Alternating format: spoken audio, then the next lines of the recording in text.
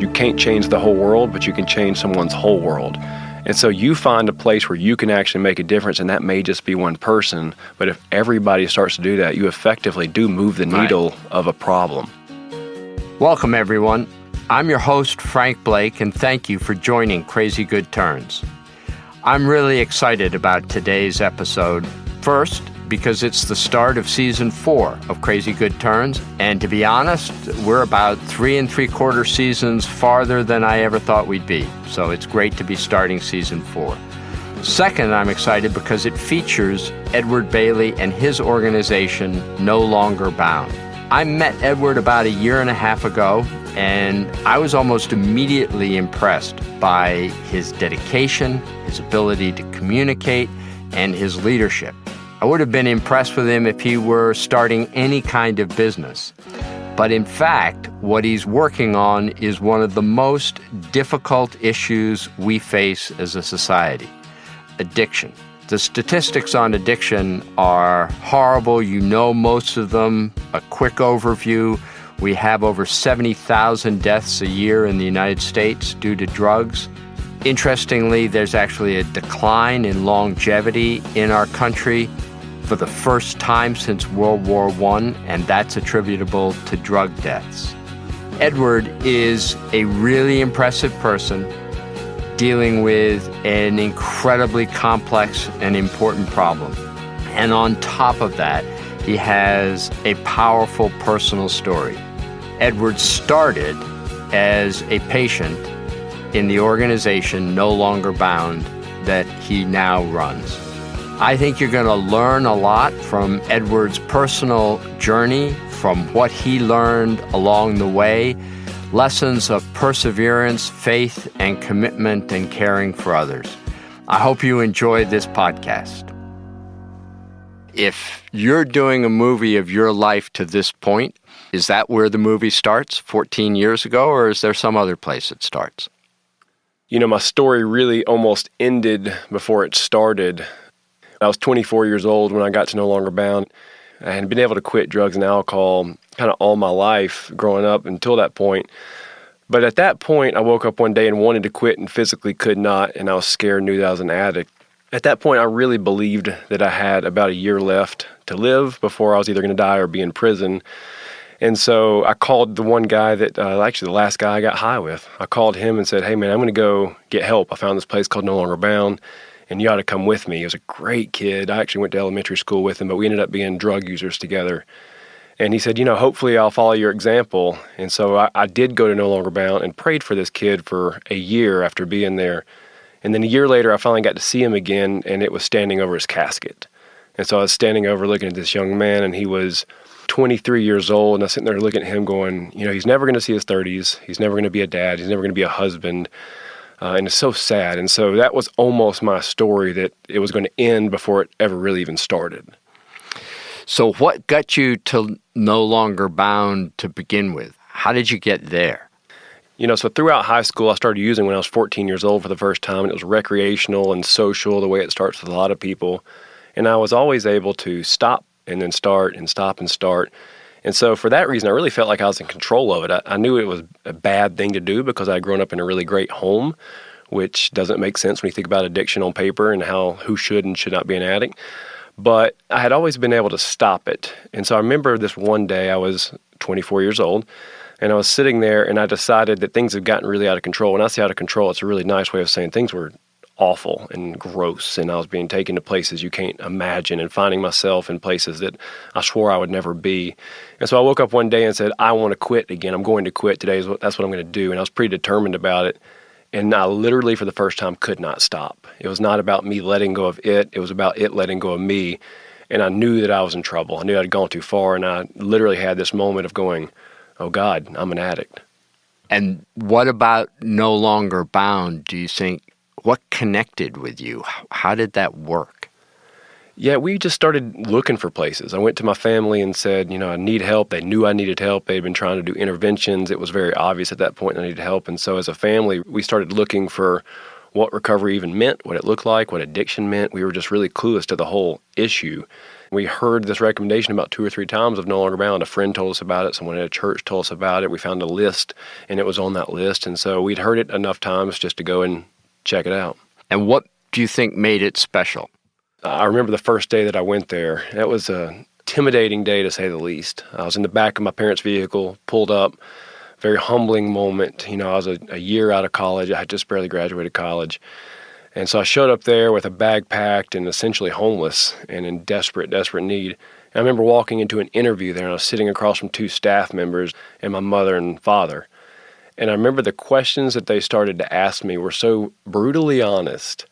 And I remember sitting there and deciding even in that moment, okay, if I actually want to be free, this is the amount and the level of bravery it's going to take. So I remember recognizing that I was at the bottom, and that if I had it my way, and if my parents had it their way, and if God had it his way, then I was never going to be back here. And so I decided to try to soak up every single lesson that I could get while I was at the very bottom of my life. And so what ends up happening is this necessary orchestra or combination of 2 real things. One is surrender, and then the other is the complete opposite, which is a never say die fight. And so you're surrendering to your own power and your own efforts that really got you to that point. And then you're also choosing on the other side to not give up no matter what. Where do you think the energy and the commitment to persevere comes from? Yeah, it was tiny steps. I mean, they asked me at one point, like, what is your big dream? What's the good life look like to you? And I remember saying, I want to be trusted, which was a fantasy at that time. Wow. I wanted to be a husband, which was, again, something that seemed so impossible at that time. And my biggest dream was to be a dad. And all those things were they were big, hairy, audacious goals. They were horizon-level kind of goals. So at the time, it was just tiny little steps. I remember, again, I was essentially homeless. And so they walked me into this room. It was going to be my first room, and I had a bag, and that was all I had to my name. And I remember looking at that room and having this moment and going, okay, this is what I have been trusted with, this room. This is mine. And so my goal is, if I can leave this room better than I found it, if I can be responsible for this thing that I'm being trusted with, maybe then I can be trusted with more. And so it was tiny, one step after the other. How do you get to the point where now you're running the same organization? How does that happen? Well, it's really the same set of principles. If you walked into my office today, there's a letter that is framed as higher than anything else in my office by way of placement, and it's a letter to my successor. And on the first day that I took this position, I wrote a letter to my successor and said, to him or to her, that I'm laying a foundation that someone else is going to build on, and that one day I'm going to pass this off to you. And my hope is that I'm going to leave No Longer Bound a better place than I found it. So it's the same philosophy that I had when I was trusted with that one room. Describe a little bit No Longer Bound, because the other part of this is you have such a unique model and successful model for tackling the problem of addiction. We're dealing with adult males that are ages 18 up, and they're coming to us just like I was when I was 24 years old. They're coming to us completely broken, about to die. Some of them have already died, have been brought back to life. They're either on their way to jail or coming out of prison. They're really, really at their bottom. And so what makes No Longer Bound unique and kind of stand apart really in an industry that's really not that effective is some components that I find to be really valuable when rolled together and put into a model. And that's this: long-term, residential, faith-based, and clinical. Long-term is really important, so we're 12 months long. Versus typically? Anything over 30 days is considered long-term. It's usually not over 60 days and hardly ever over 90 days. Is that driven by the way insurance works? Yeah, 100%. So what you have right now is a really broken revolving door in the treatment world, in the treatment industry. Let's see, 4 out of 5 people coming into treatment right now have been there before.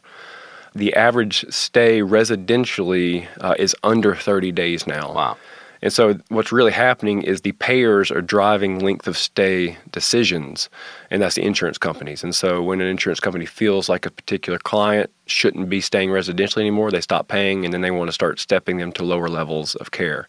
And so No Longer Bound being 12 months residential ends up providing something that's really unique. And then we also do that in a faith-based setting with a clinical approach. And so those things end up creating some beautiful things for us. Time doesn't do anything in and of itself. If you go stay a year in a chicken house, you don't come out a chicken.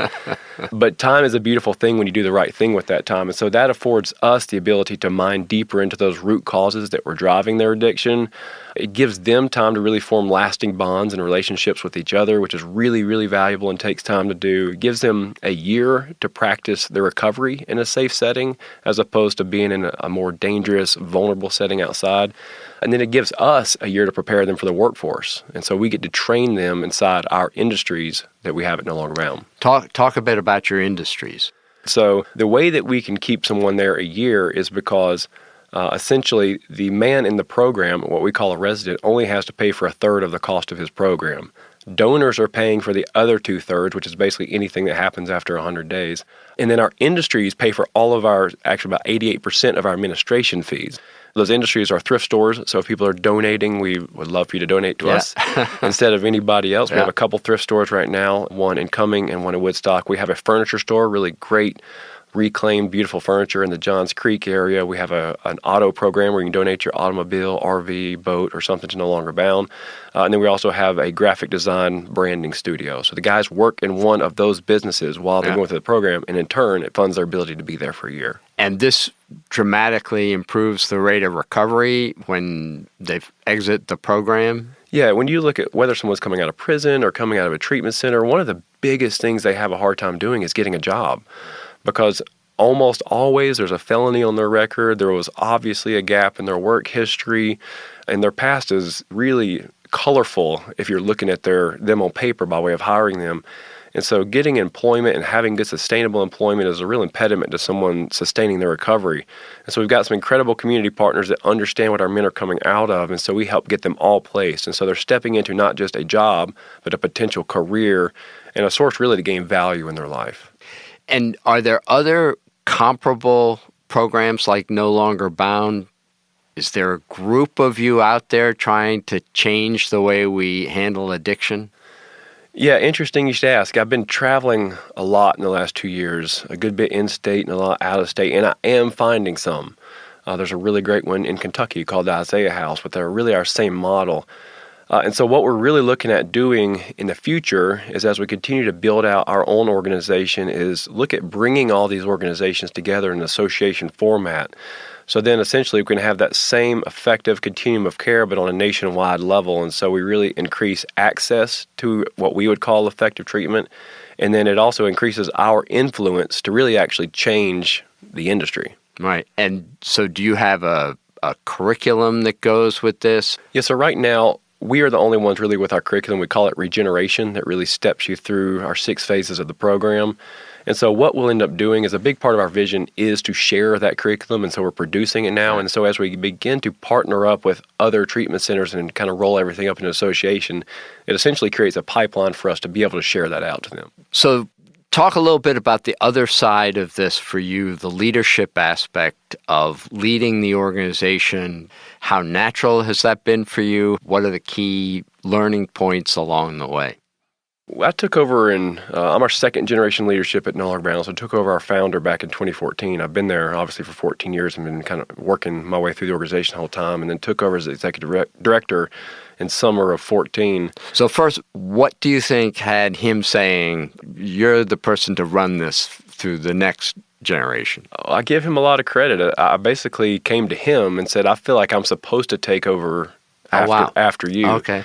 And to his credit, there was a 34-year-old graduate of his program sitting across from him, and he didn't fall on the floor. Why did you think that? Well, I had learned a dependent relationship on God, essentially. And so when I first stayed to work at No Longer Bound, at that time I was 25 years old, had a college degree, and had my life together, so I was ready to go.